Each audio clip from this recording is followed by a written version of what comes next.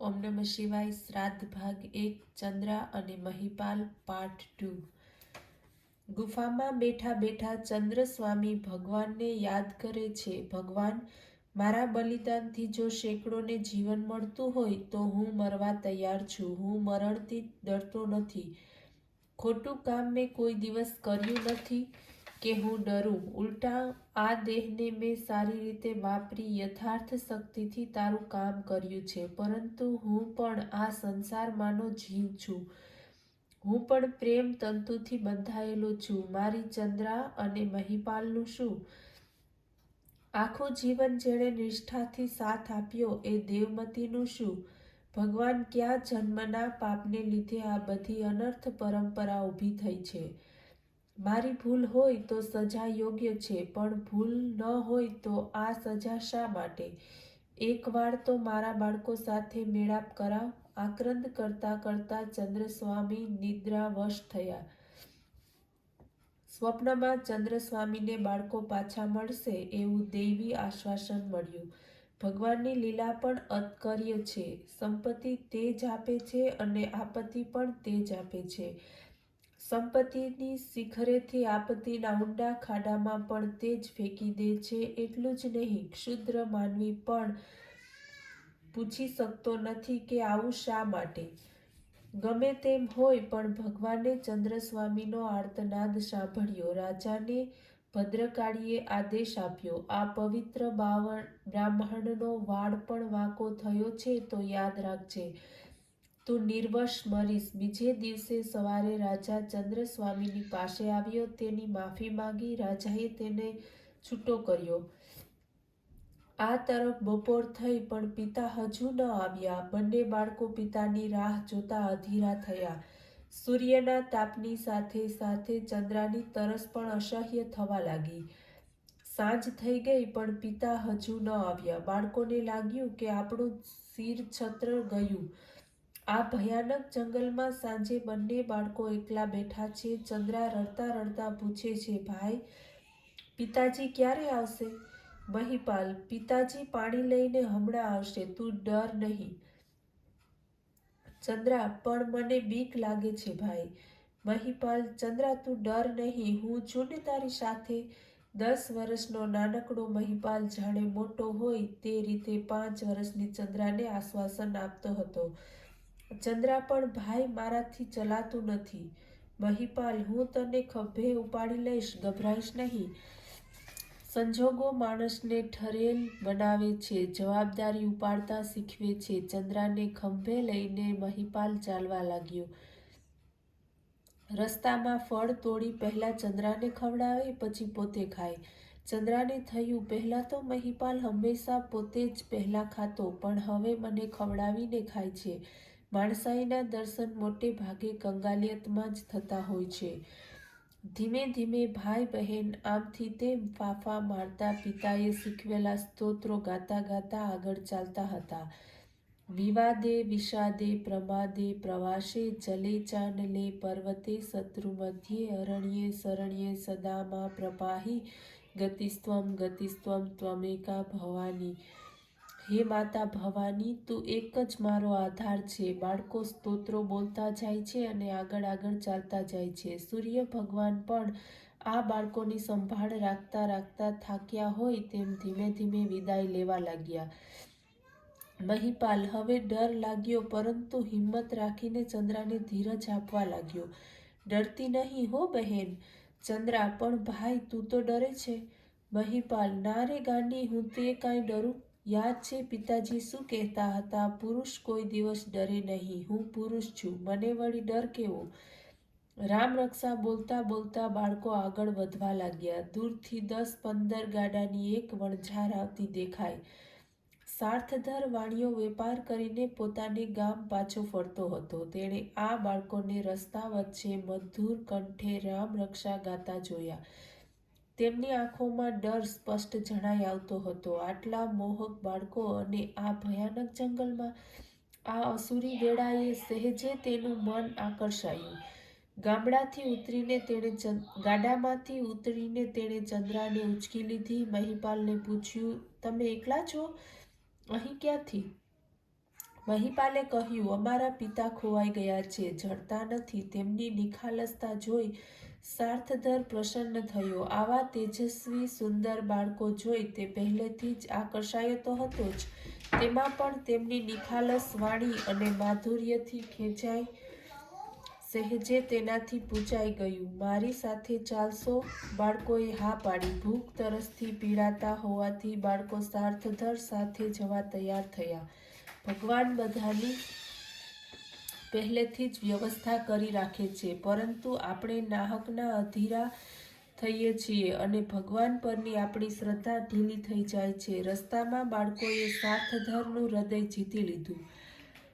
સાર્થધર પોતાની જાતને ભાગ્યશાળી સમજવા લાગ્યો કે આવા સંસ્કારી બાળકો મારી ઘેર ક્યાંથી?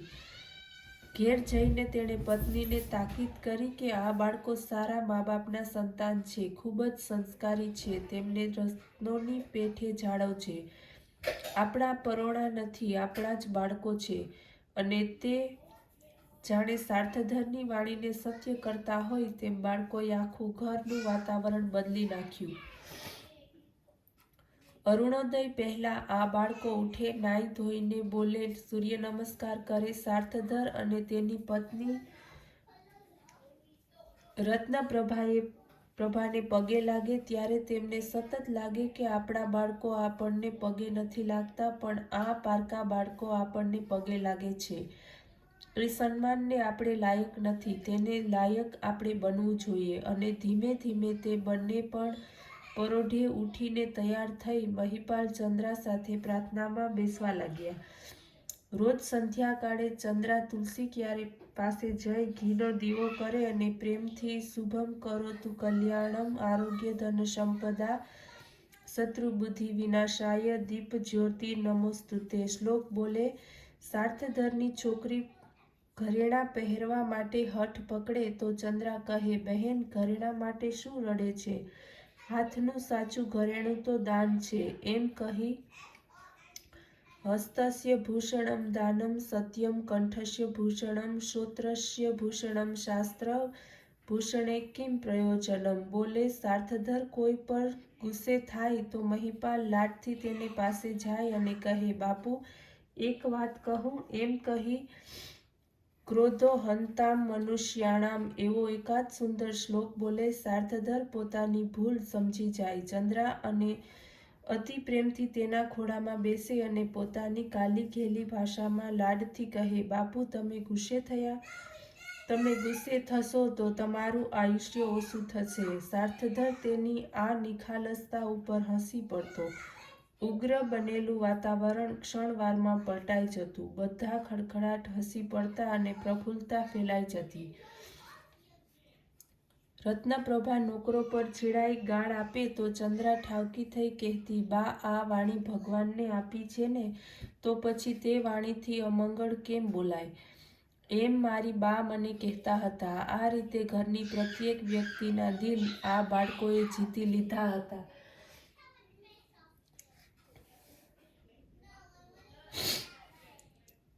ચંદ્રા મહિપાલ આ ઘરના પ્રાણ સમા બની ગયા. કાળના વહેણની સાથે ચંદ્રા સુંદર કળીઓ ખીલવા લાગી. એમની જીવન સૌરભે સૌને આંખા નાખ્યા.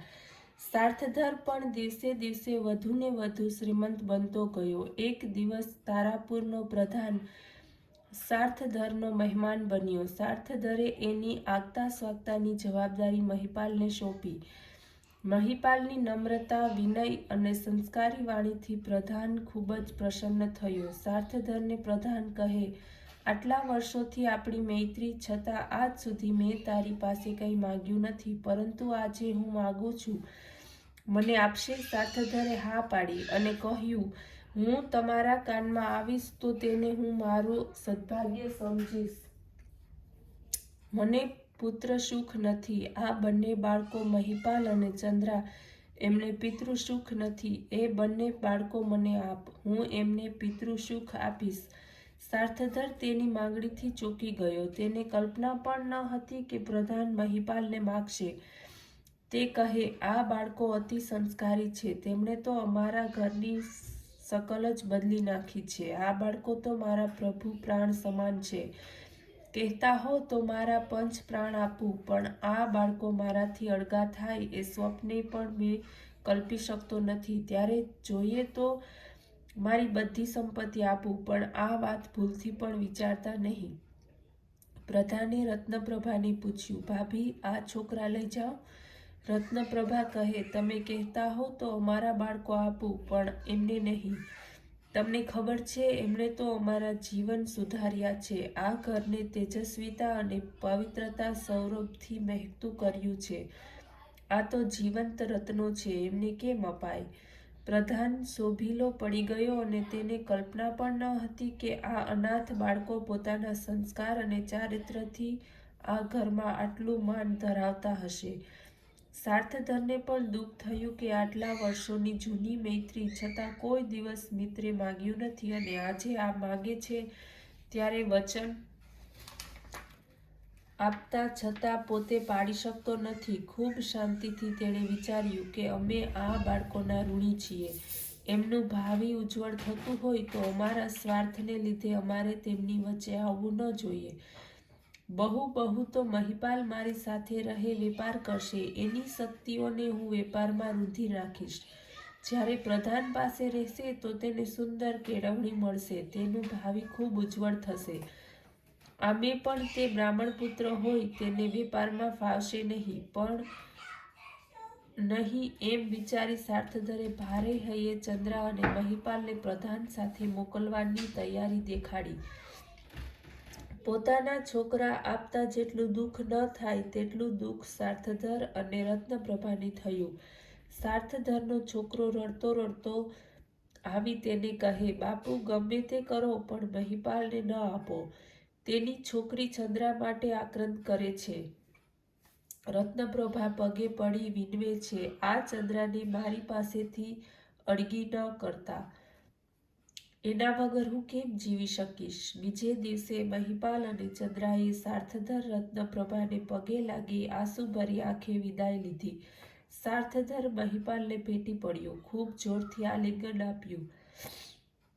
હૃદય સરસો છાપ્યો, તેને છોડવા તૈયાર નથી. રત્નપ્રભા ચંદ્રાને હૈયાસરથી છાપી રડ્યા કરે છે. બાળકો, નોકર, ચાકર બધા સ્તબ્ધ ઊભા છે.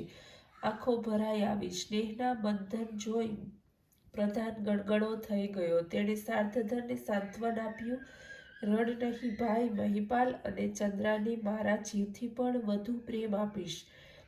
એમને આ હૈયાથી અળગા નહીં કરું. ભાઈ, તમને કેમ સમજાવું? આ બાળકો તો આ ઘરના પ્રાણ છે, આ ઘરનું ચૈતન્ય છે. તેમના વગરનું આ ઘર એટલે પ્રાણ વગરનું ખોડિયું જેવું છે.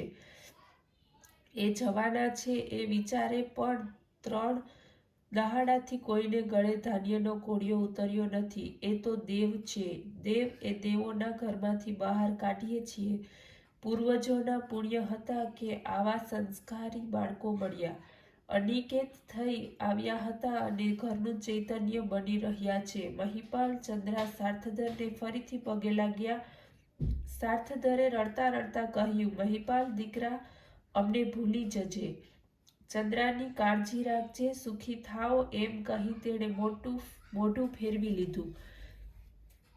બાપુ, એકાદ દિવસ પણ કોઈએ પ્રેમથી પાણી આપ્યું હોય તો તેને ભૂલાય નહીં. એવું શિક્ષણ નાનપણથી અમને મળ્યું છે. તો પછી આટલા વર્ષો જે વાત્સલ્યથી અમને ઉછેરી તમે મોટા કર્યા, લોહીના સંબંધોને પણ શરમાવે તેવા લાડથી અમને પાળ્યા પોસ્યા, તેવા મા બાપને ભૂલી જવાનું? તમે કહો છો તે શક્ય ખરું? કહી બંને જણાએ સાર્થધર અને રત્નપ્રભાને વંદન કર્યા. મહિપાલ ચંદ્રાને લઈ રથમાં બેઠો. રત્નપ્રભાના દિલથી અરેરાટી રુદન સાંભળી રથચક્ર પણ જાણે એ વિયોગને સહી શકતું ન હોય તેમ કીચુડ કીચુડ કરીને તે રડી ઉઠ્યું. એ રુદનના રત્નપ્રભાનું રુદન ક્યાંય વિલીન થઈ ગયું. સાર્થધર ઉપર વજ્રાઘાત થયો હોય તેમ ઓટલાના પગથિયે જ બેસી ગયો. તેને ઘર ભેકાર લાગવા માંડ્યું.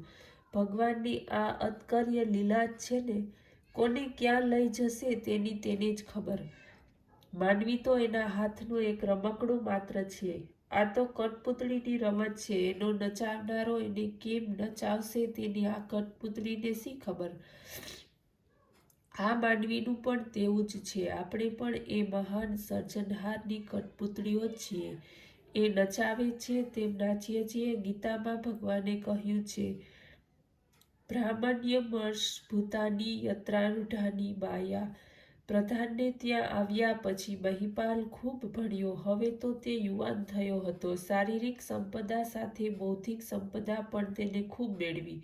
રાજનીતિ પૂર્ણ થયો. શાસ્ત્ર વિદ્યામાં પારંગત થયો. પ્રધાનને પણ એક જ લગ્ની હતી કે મારા પછી મહિપાલ પ્રધાન થાય. તે મહિપાલને પોતાનું સર્વસ્વ ગણી કેળવણી આપવા લાગ્યો. યુવાન મહિપાલ જ્યારે બહાર નીકળ્યો ત્યારે તેને જોઈ લોકોની આંખ ઠરતી. એનો ભવ્ય, સુંદર અને સુદૃઢ બાંધો જોઈ રસ્તે જનારનું અજાણ્યે પણ તેના તરફ લક્ષ્ય ખેંચાતું. આંખોમાં વિદ્યાની ક્રાંતિ, તેજસ્વીતા અને શીલ સંપદાથી તેનું મોઢું ઓભતું હતું.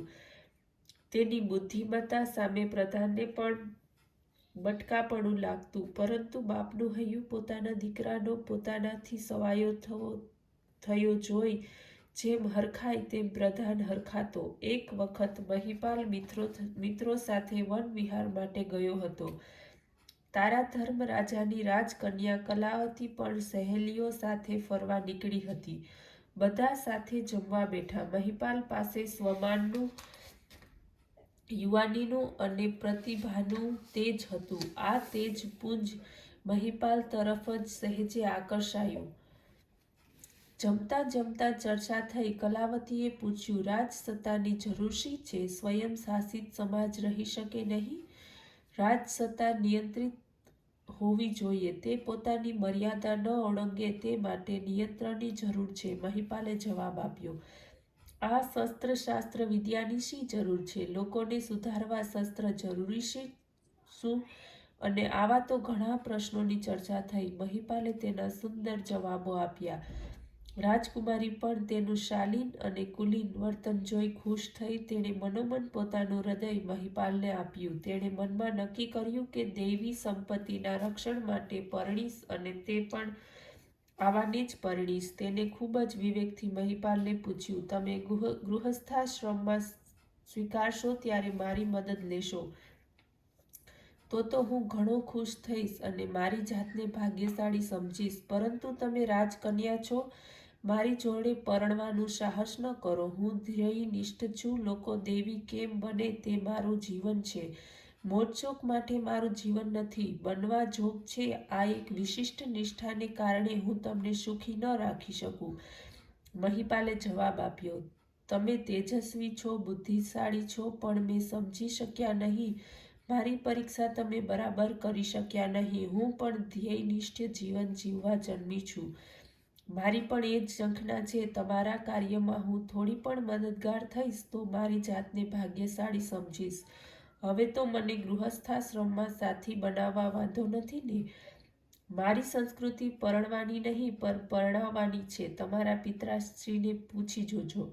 તારા ધર્મ કલાવતી માટે યોગ્ય વરની શોધમાં હતો જ. ત્યારે તેણે સાંભળ્યું કે કલાવતીની પસંદગી મહિપાલ ઉપર છે ત્યારે તેને ખૂબ આનંદ થયો. મહિપાલ દૈવી હતો. આનાથી વધુ સારો જમાઈ બીજો કયો મળવાનો હતો? બીજે દિવસે ગામના યુવાનો અશ્વવિદ્યાનું પારખું લેવા શરતમાં ઉતર્યા. મહિપાલ અશ્વવિદ્યામાં પ્રવીણ હતો. જોતજોતામાં સૌથી મોખરે નીકળ્યો. પરંતુ ઐશ્વર્યની ટોચ ઉપર પહોંચેલો મહિપાલ ભગવાનને વધુ સમય તે સ્થિતિમાં રાખ્યો નહીં. ભગવાનની પ્રત્યેક કૃતિ હેતુસર જ હોય છે. તેની કૃતિનું કારણ શું પૂછવાનું? મહિપાલ ઘણો આગે નીકળ્યો ત્યાં ઝાડની ડાળીએ બેઠેલા પીળા સાપે તેને ડંખ માર્યો. ઘણા પ્રયત્નો છતાં ઝેર ઉતર્યું નહીં. બધા શોકાતુર બેઠા છે. રાજવૈદ અને રાજહકીમો રાત દિવસ મથ્યા કરે છે, પરંતુ મહિપાલને આરામ થતો નથી. ચંદ્રાભાઈની પથારી પાસે બેસી ખૂબ રડે છે. ભાઈ, તું જ મારો એકમેક સહારો છે અને આ રીતે નાની બહેનને મૂકીને ચાલ્યો જઈશ? યાદ છે ભાઈ, આપણા પિતા આપણને મૂકીને ગયા ત્યારે તે જ કહ્યું હતું કે ચંદ્રા, ડરતી નહીં, હું તારી સાથે છું. અને હવે તું પણ મને મૂકીને ચાલ્યો જઈશ. પરંતુ બેશુદ્ધ મહિપાલ એને શું સાંત્વન આપે? આખું ગામ ચિંતામાં બેઠું છે. એ વખતે એક માણસ પ્રધાનનું ઘર પૂછતો પૂછતો ઓરડામાં ઘસી આવ્યો. મોઢા ઉપર લાંબી મુસાફરીનો થાક સ્પષ્ટ દેખાતો હતો. શરીરે પહેરેલા કપડાં જીર્ણ થયા હતા. દાઢી વધી હતી, પરંતુ આંખોમાં અનેરી પ્રતિભા હતી. શું છે કરતો તે ઓરડામાં દાખલ થયો.